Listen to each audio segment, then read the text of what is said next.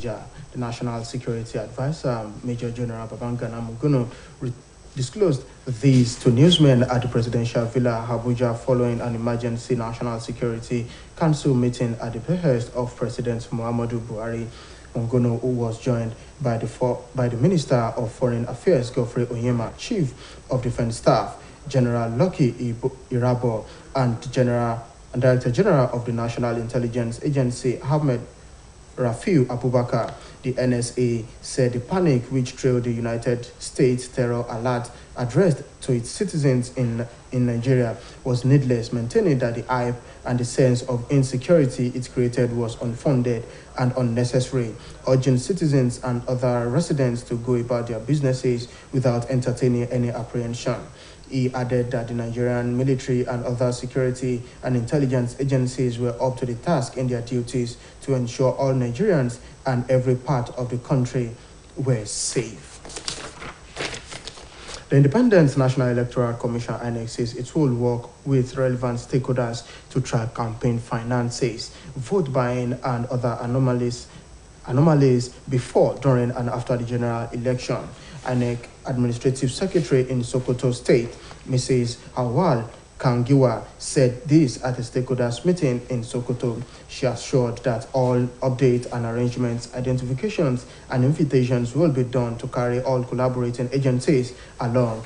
The Administrative Secretary, however, disclosed that a total of 124,963 permanent voters' cards were yet to be claimed in the state. She explained that 86,446 of the unclaimed permanent voters' cards were from 2019, 25,380 of those registered in 2021, and 13,137 from those that transferred their voting centers. According to our 148,446 new PVCs have been sent to the 23 local government areas for distributions. Kingiwa told the stakeholders that the Commission had received 3,991 units of bimodal voters accreditation system to be used during the 2023 general elections in the state.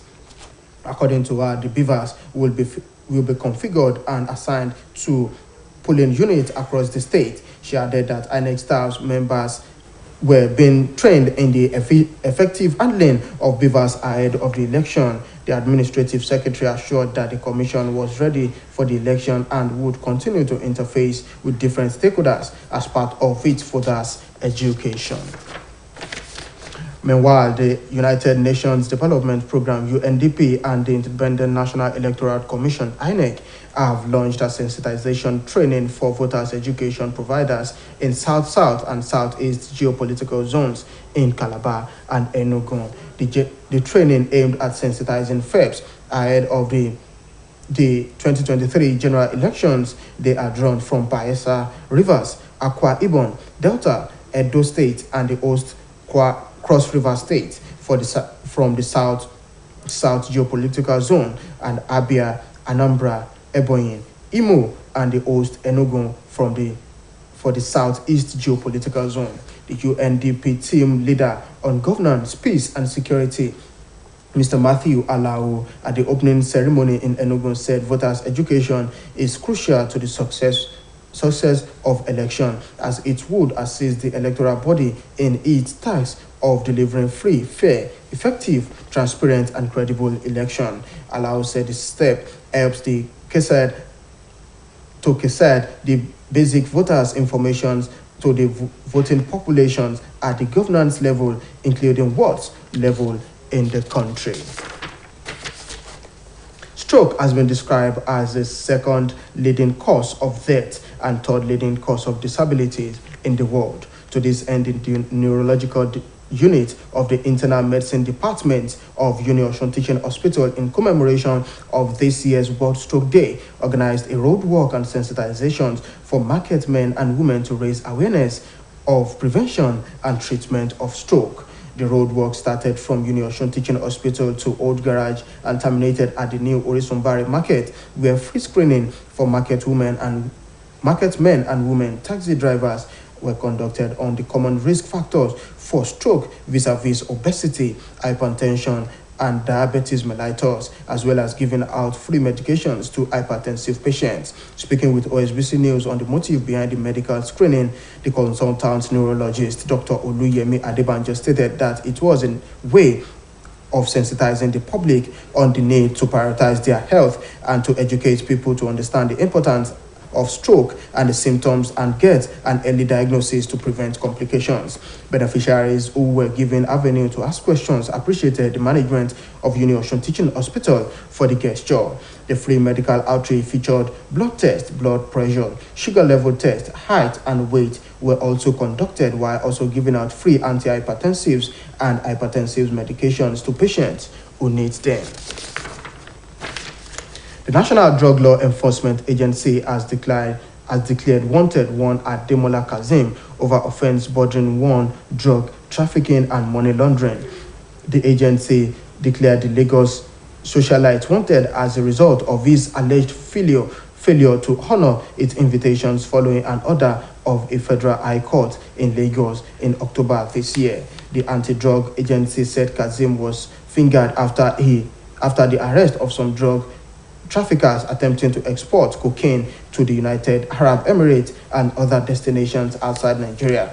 In a statement signed by its Director of Media and Advocacy, Femi Babafemi, the NDLEA also said it sealed 7 properties of the wanted suspect, 6 in Lagos and 1 in Oyo State, and blocked his bank accounts. The wanted drug kingpin was uncovered as the sponsor of the some traffickers arrested by the anti-narcotic agencies in their recent attempt to export cocaine to Dubai, United Arab Emirates, and other destinations. Some after the arrest of one of his molos, Bolujoko Muiwa Baba Lola, a Lagos BRT driver at the Muritala Mohammed International Airport, Ikeja, Alhaji Ademola Kazeem went underground following his failure to honor invitations sent to him.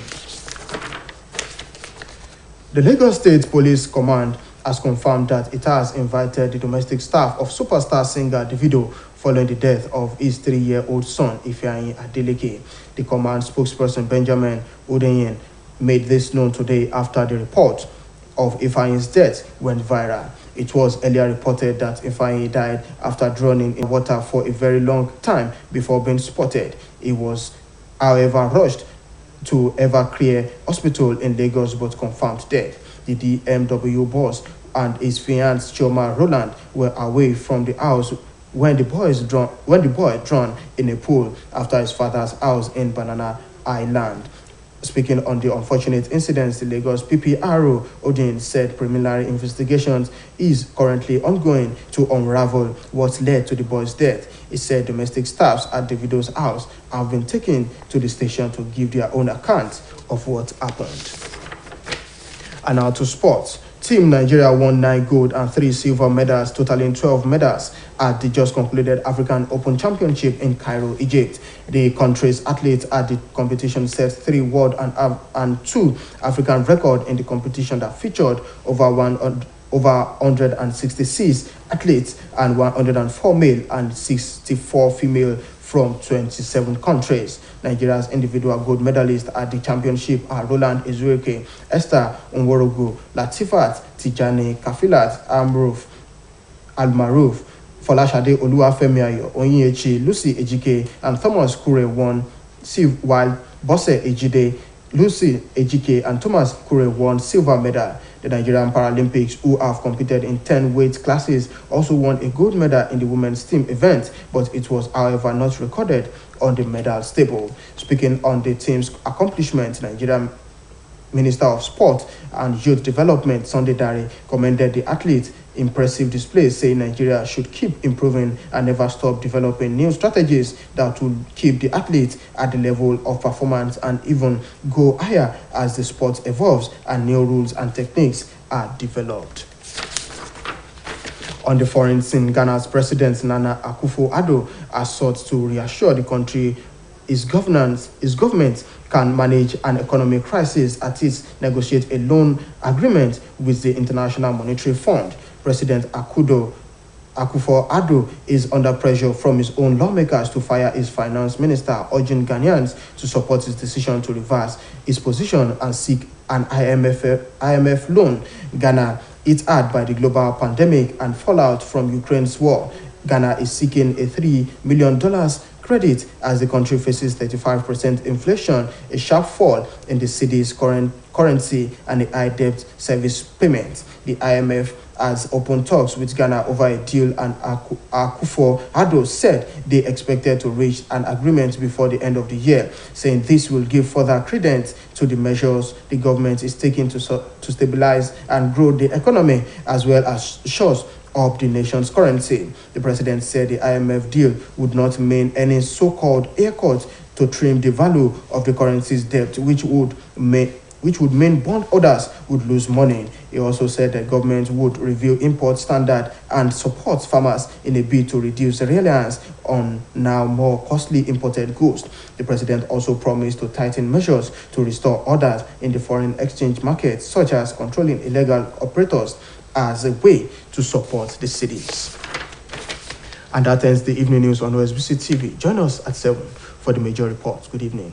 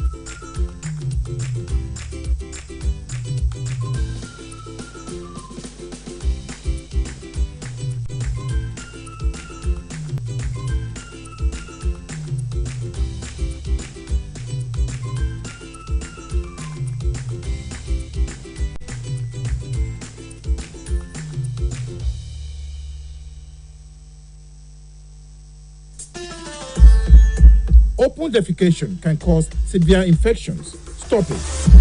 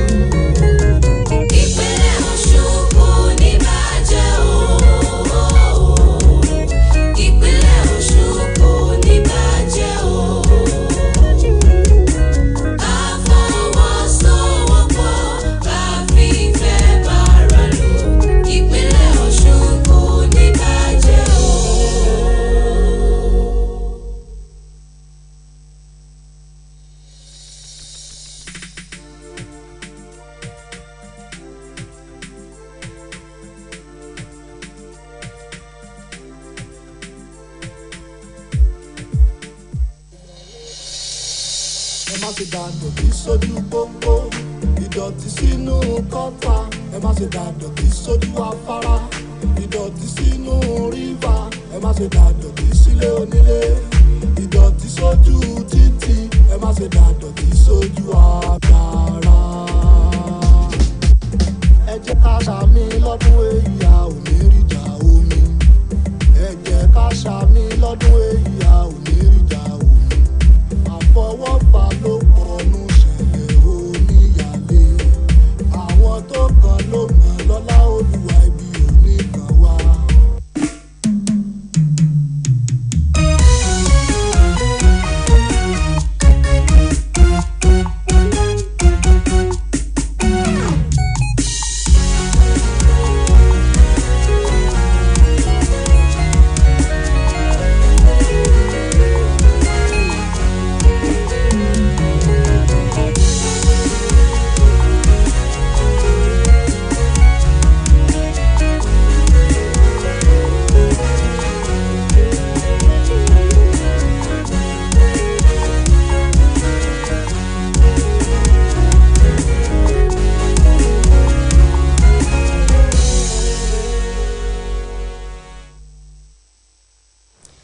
Ẹ kú ìrọ̀lẹ́, ìròyìn ìrọ̀lẹ́ Olúwarántí Ọ̀jẹ̀wùmí lóníròyìn.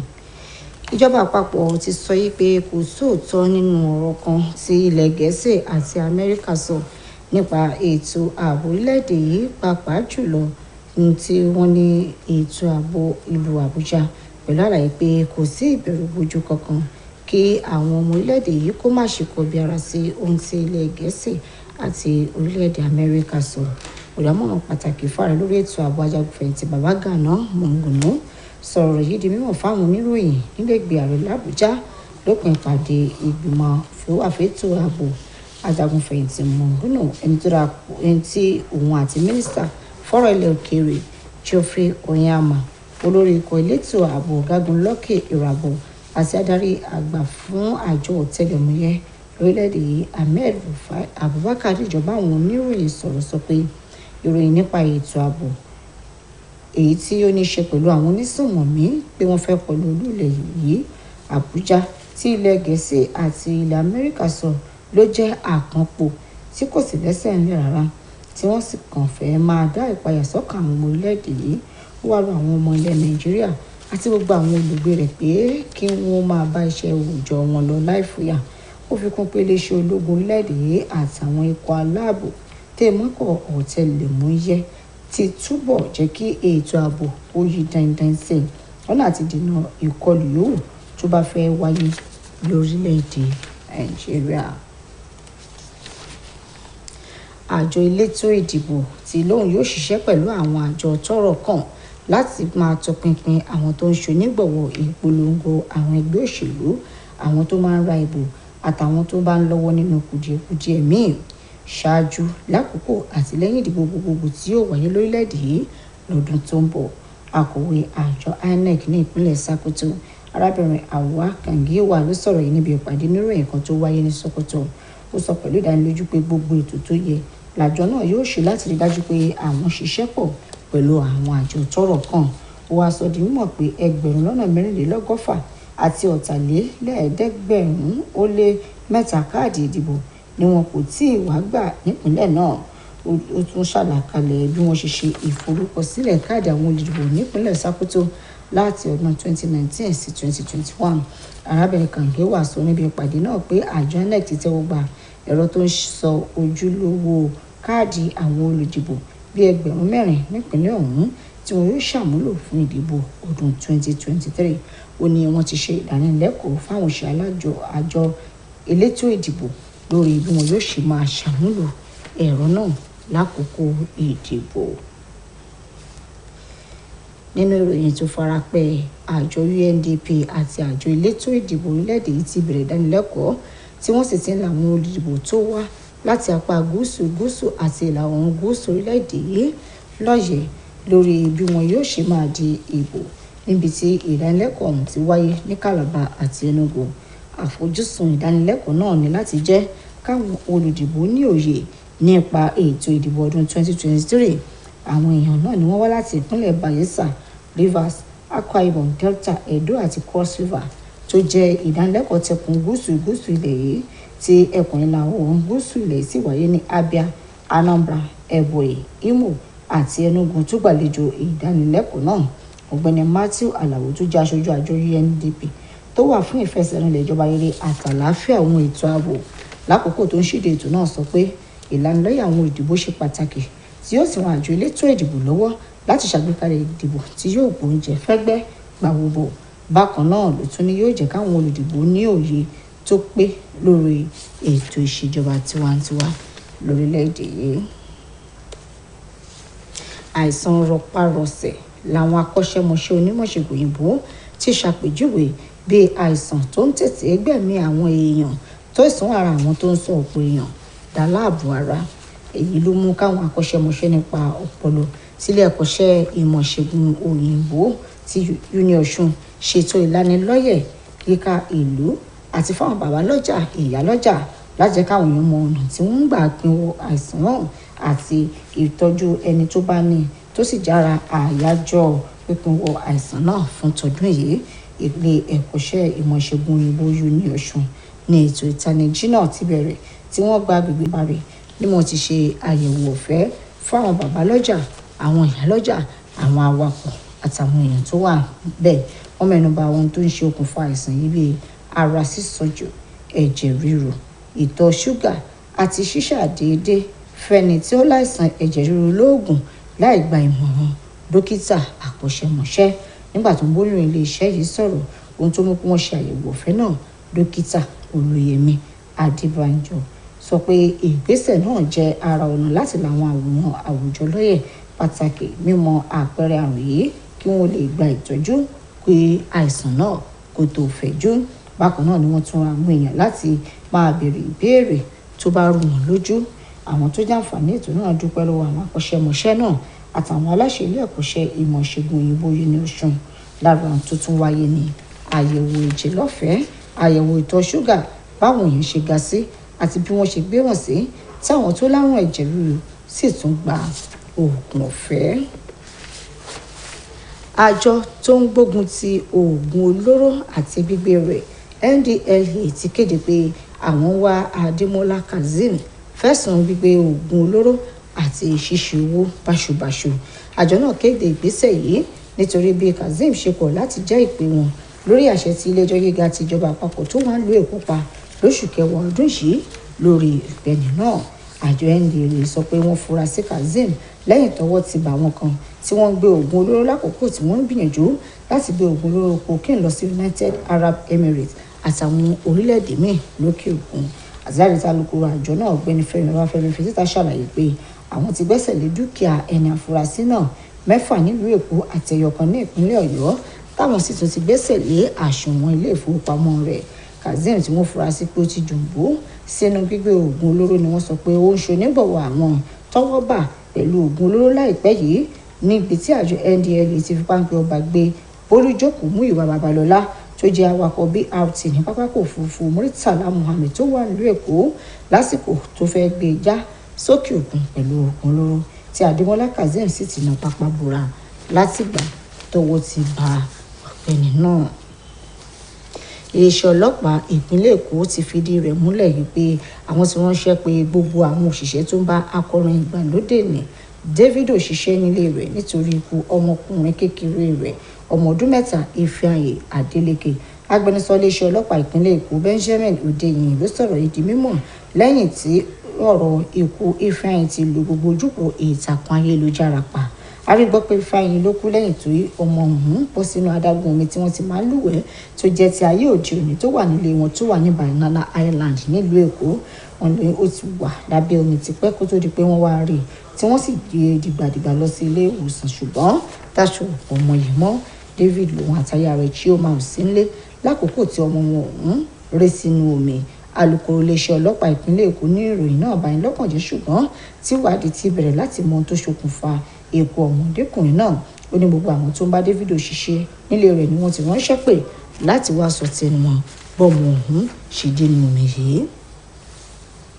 Lórí ìròyìn eré ìdárayá, àwọn ikọ̀ tó ṣojú orílẹ̀-èdè yìí níbi ìdíje eré ìdárayá àti àwọn àkàndá ẹ̀dá tó wáyé ní Cairo lórílẹ̀-èdè Egypt gbàmì ẹ̀yẹ góòlù 9 àti sílvà 3 orílẹ̀-èdè Nàìjíríà.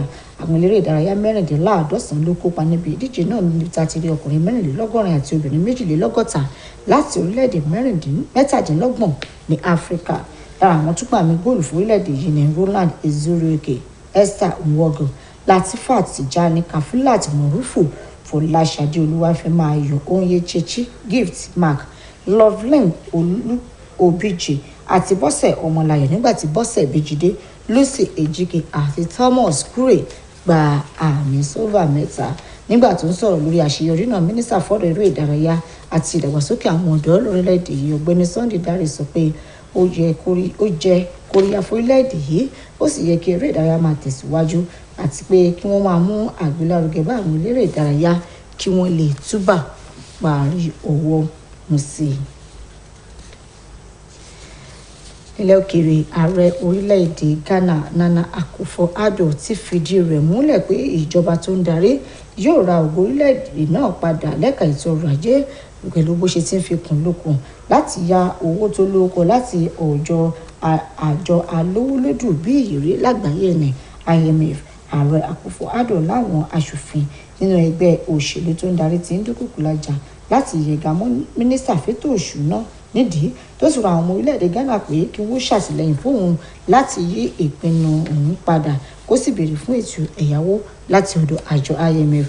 Orílẹ̀-èdè Ghana ló ti ń fojú winá ètò ọrọ̀ ajé láti lórí ìpèníjà tó bá ètò ọrọ̀ ajé ilẹ̀ náà nípasẹ̀ àjàkálẹ̀ àrùn tó ṣẹlẹ̀ lágbàáyé àti ogun tó ń wáyé ní Ukraine àti Russia, èyí tó mú kí orílẹ̀-èdè náà béèrè fún ẹ̀yáwó bílíọ̀nù $3 nítorí bí gbogbo nǹkan ṣe gbówó lórí tètò ọrọ̀ ajé sì dẹnu kọlẹ̀. Àjọ alówólódù ti bẹ̀rẹ̀ ìjíròrò pẹ̀lú orílẹ̀-èdè Ghana lórí àdéhùn náà tí ààrẹ Akufo-Addo sì sọ pé ìrètí wà pé wọn ò forí oko sọ̀dún kí ọdún yìí tó parí kí wọn lè rí owó náà yá láti fi gbọ́ bùkátà ètò ọrọ̀ ajé orílẹ̀-èdè Ghana.